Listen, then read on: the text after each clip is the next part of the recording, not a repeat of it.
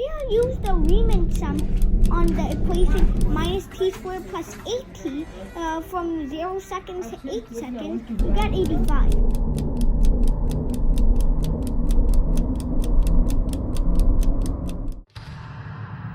Dad, Yes. can you explain how it works? Sure. 0 to 8 second negative t squared plus 8t dt. Alright, if you take the Riemann sum of this one, you get exactly 85. And how that makes sense? That's what he asked me, and then that's what I'm gonna explain how you get that. Let's start. I'm gonna use a scenario to help you understand this one, and eventually I'll turn it to a baby problem, because when we have a hard time understanding the complicated problem, we usually turn it to a very simple problem. We call it baby problem. Use the baby problem to understand the complicated problem. What am I talking about? I'm talking about this one. This one he gave me negative t squared plus 8t. All right, and this one is what we have to understand, what I have to give him, help him understand. In fact, he gave me this one. He gave me this one, 85. What am I talking about? I'm talking about when you take the derivative. When you take the derivative of 85, you get this one. But you cannot take the derivative of 85. 85 is constant because take the derivative of 85 is 0. So what am I talking about? I'm talking about this must be a cubic function. If this is a quadratic function, this must be a cubic function in the form of negative ax squared a cube plus bx squared plus cx plus d. All right, what am I talking about? I'm talking about if you take the antiderivative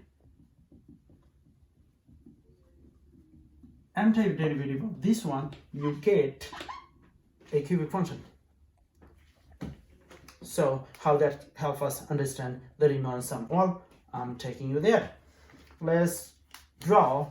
Let's see. Let's give you a scenario. Let's use a car. So you are on the road. You are only allowed to look at your speedometer. You are not allowed to look outside. So what is the speedometer? This is the speedometer. All right. When you look at the car speedometer, what do you see? You see the velocity. All right. So you see the velocity, say 0, 10, 20, 30, 40, 50, 60, 70. What this 70 represent? Meter per second. Okay. Now the car can move, particular car can move the maximum of 70 meters per second. That doesn't necessarily mean you move the car 70 meters per second. Okay.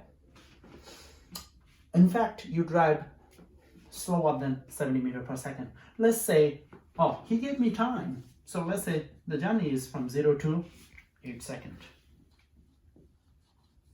So this is 8. So I use the green. So let's be consistent, 0 to 8 seconds. So it starts at 0 and is end at 8 seconds. That means there are more rectangle. I'm gonna break them in rectangle. How many rectangle I can write? Infinite. Why infinite? Because in a real number line, 0 to 8. So how many numbers from 0 to 8? Millions, billions, trillions? Well, infinite. So instead of breaking them in infinite numbers, I'm gonna only break them in natural number. So what comes after 0? Of course, 1, 2, 3, 4, 5, 6, 7, and 8. Of course, 8. So now let's see.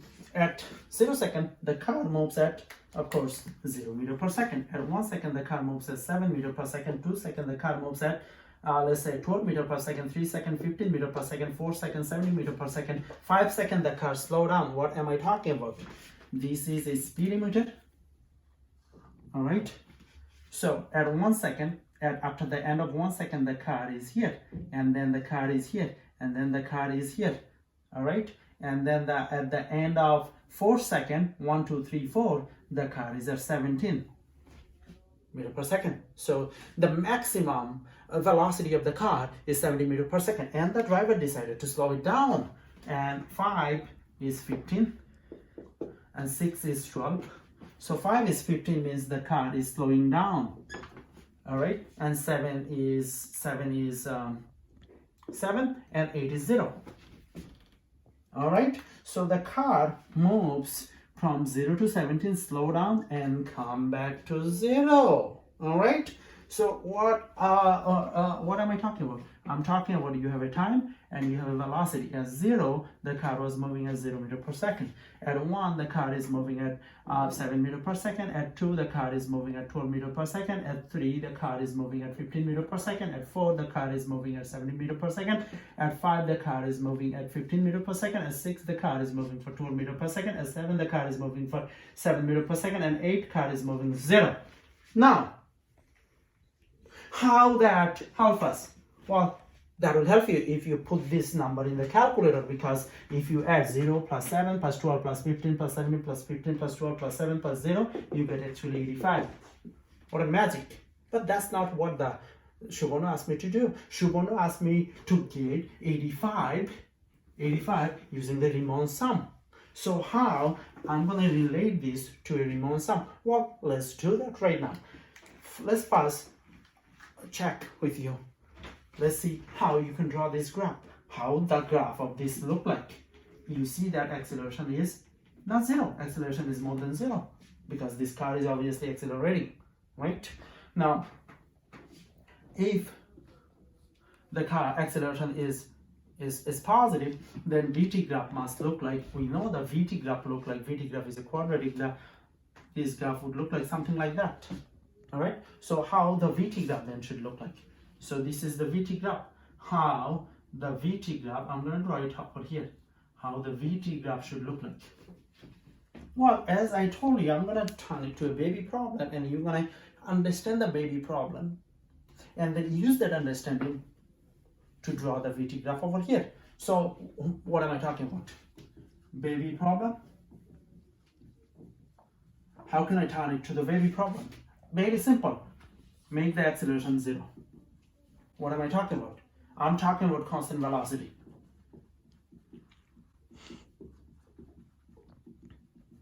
Let's say 10 meters per second. This is the same car now moving 10 meters per second from 0 to a second. All right. So then how this DT graph should look like? The DT graph now should look like a diagonal line. Then how the VT graph should look like for this scenario? The VT graph should look like a very simple, a horizontal line. Okay, so what is this value over here? This value is 10 meters per second. Then what is this value? Well, 8 seconds. 8 seconds. The car moved 8 seconds. Then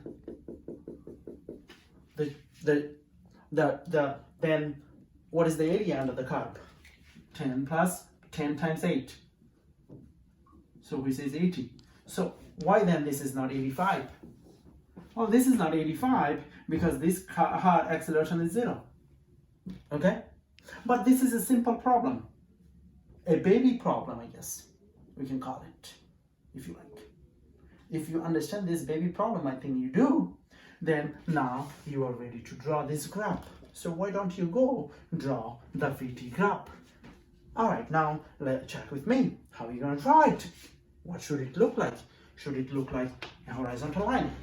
Should it look like a diagonal line? Or should it like a parabola? It should look like a parabola because this is a parabola. All right? So it should look like this. Why it should look like this? Let's draw the bigger version and let's see why it does look like this. So VT, and let's draw it here. All right, so at 0 second, this is of course t. At 0 second, what is the velocity? 0. At 1 second, what is the velocity? 7. At 2 second, at 3 second, at 4 second, what is the velocity? maximum. So at 4 seconds, it should be max. You see now, at 5 seconds, it decreases. At 6 seconds, it decreases. 7 seconds, it decreases. And at 8 seconds, it is 0. All right, now, I promise you that I'm going to turn this to Riemann sum.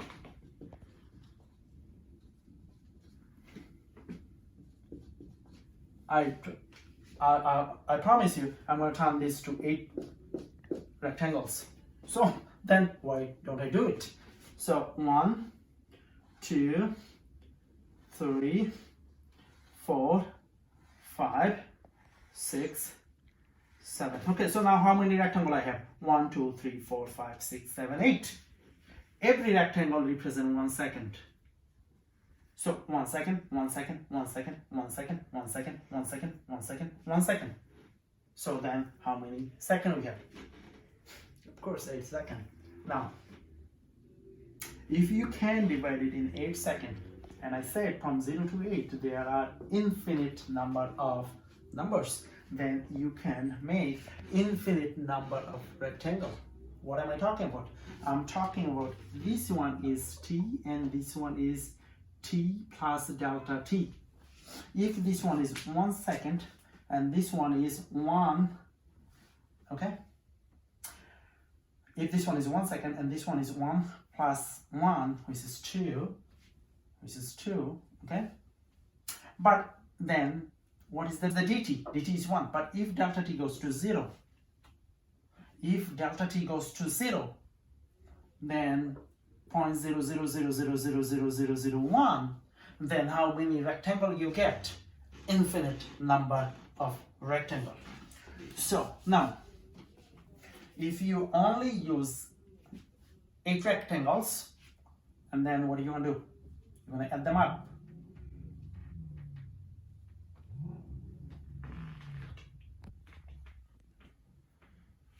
Okay, so you're going to add them up. So this is what you see right here is underestimate. And this is what you see over here, overestimate.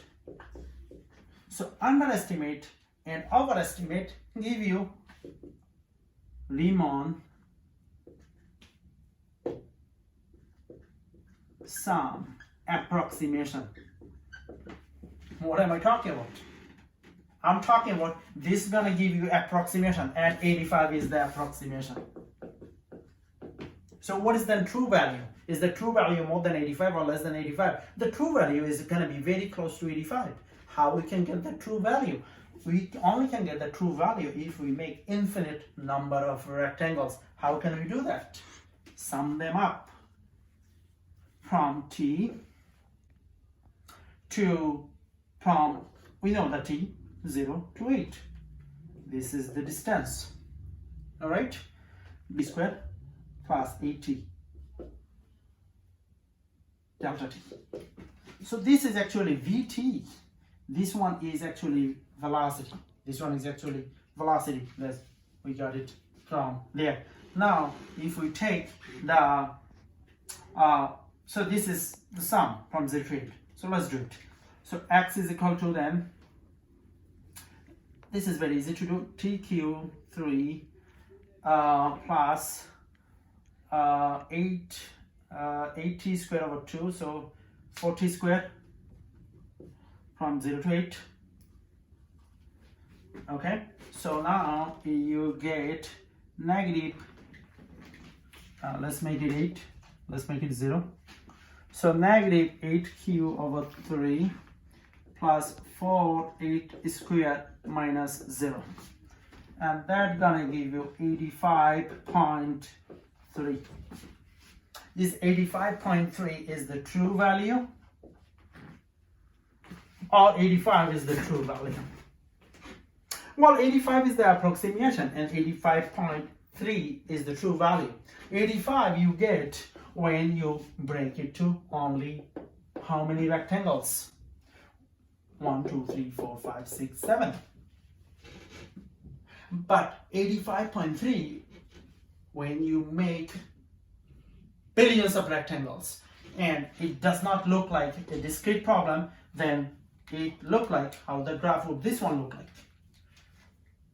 This is equal to 85, and this is my friend.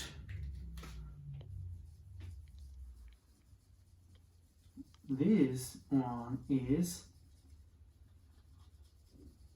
85.3.